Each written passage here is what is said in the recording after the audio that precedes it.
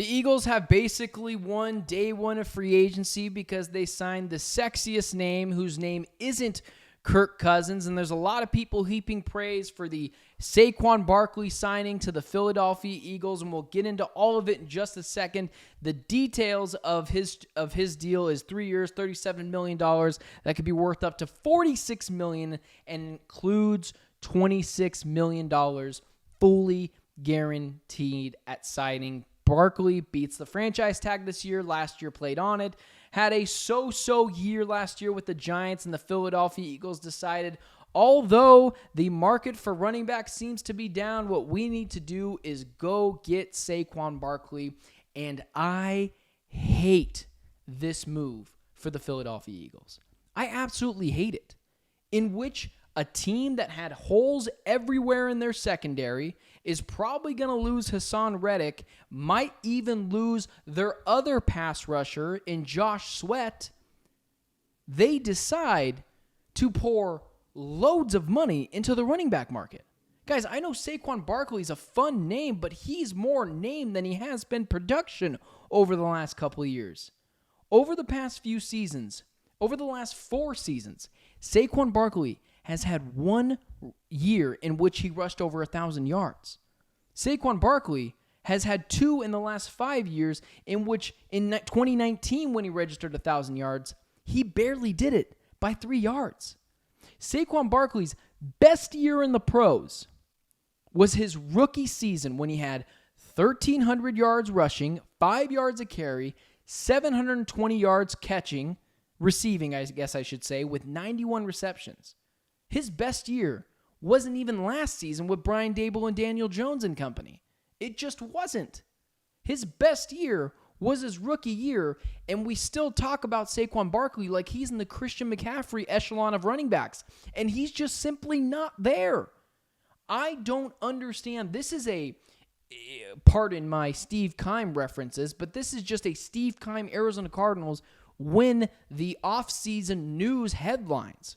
This is going to sound great in Philadelphia sports talk radio for the next couple of days because they can phrase it as Jalen Hurts got some help in the backfield. They'll be able to have a stronger running game. They have holes now at center. They have holes now at D tackle with Fletcher Cox gone. Josh Sweat is on the trade block. Hassan Reddick is on the trade block. Those are both numerously reported. James Bradbury can't cover anything. Kevin Byard is gone. They have multiple needs in the secondary, but instead they are spending their hard-earned money on a running back, a position that you have been obviously proven to be able to find anywhere. They could have got DeAndre Swift for $8 million a year with an opt-out after 2 years, who they had last year and had over 1,000 rushing yards. I'm not a huge fan of DeAndre Swift, but at the contract, I'd rather that. Or the Josh Jacobs 2+2 contract, in which they can opt out of that contract in 2 years if they're the Green Bay Packers for less money than what Saquon Barkley got. And he's younger than Saquon Barkley. Barkley is notoriously injured. He's had an ACL tear. He's on the post side of that. He's ripped up his ankle numerous times as the Giants running back. He's more flash than he is production in the NFL. There's no way I would give Saquon Barkley this massive deal. I understand that it's going to alleviate some pressure from Jalen Hurts. But when you have weaknesses in the secondary in which James Bradbury can't cover anyone, Kevin Byard is now gone. You wasted draft picks on that, so you have to get a safety there. They never really did replace the hole of Chauncey Gardner-Johnson in the secondary.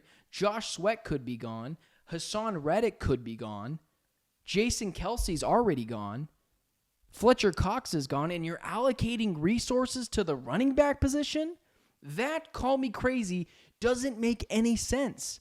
I don't know what's going on in Philly. I don't know if Nick Sirianni is panicking and is loading up the offense because he's not sure if he has a top-flight quarterback that he thought he had earlier in the season or last year after the Super Bowl, but this is just clearly trying to win a headline in Philadelphia in which a season that tumbled downhill after like week 9 after they beat the Kansas City Chiefs, because it has just been bad. And this contract is going to look bad in a couple years. This is a 3-year contract. Saquon Barkley is 27 years old. This contract is going to take him up till he's 30 years old.